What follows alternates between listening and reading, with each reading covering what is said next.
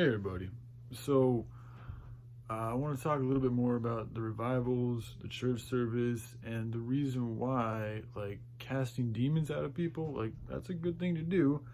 But if you don't find out the exact reason why the demon was there in the first place, like the source of the problem, then there's more like, I mean, it's going to come back. Like, that's how you heal wounds. That's how you heal from trauma, is you first need to find the actual source of the problem. You deal with the source. It's the same thing with corruption. Like, there's a lot of talk about, getting rid of corruption and all this and that. Well, it's like, okay, that's beautiful and good, but where's the source of this corruption? This is why I've been a proponent of a non-profit driven society, because it'll take away man's greed, which is a love of money, which is the root of all kinds of evil.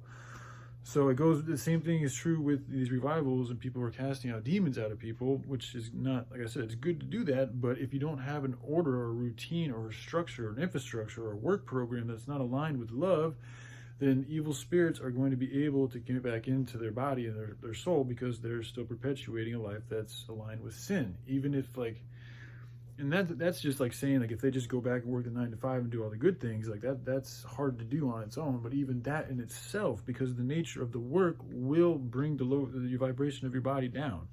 Not to mention, if they got other things that they're doing, that's why it's important to, like, it's really like a detailed process when you're doing that with somebody, because you got to get a full just like somebody who's sick, you have to get a full diagnostic of what they've been doing with their life, how they got to this point with this type of demon inside of them. And then you have to give them a whole, like, new way of doing things. And there's a procedure, there's foods you can eat, there's rituals you can do, there's activities you can do. Like, it's not just a simple, like, I'm taking it out and throwing it away and then it's like, oh, okay, then I'm magically cured. No, there's work that goes into staying clean and staying good and staying on the right path. So it's another reason why I get irritated when I see these people do these things, and then it's like, oh, you're just magically healed. And it's like, well, I mean, that's, it's helping, but it's not, there's still a lot of work that you got to do. You got to be diligent with your walk. You got to know what to say no to. You got to know where that demon came from too, and stop doing that shit.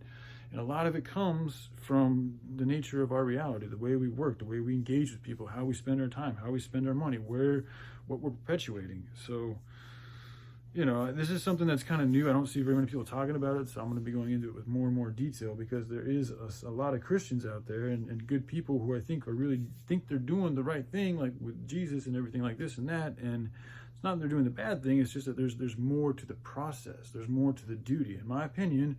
So I'm just going to continue to share my duty and how I feel it could be, perhaps a little bit more beneficial all around for the individual, also for the teacher, because, if you're taking that full step, that a full approach to a full healing, not just the casting out of the spirit, but you're also, like, wanting to, like, sit down and, break down the process of the person, how they got to this spot, and then also give them a hope of, or a view of the future, and like what that can look like that's a powerful thing that you can do as a healer, or as a teacher, or as a spiritual guru, if that's that's essentially what you guys are doing. So all right, I love you guys. Y'all take care. Bye.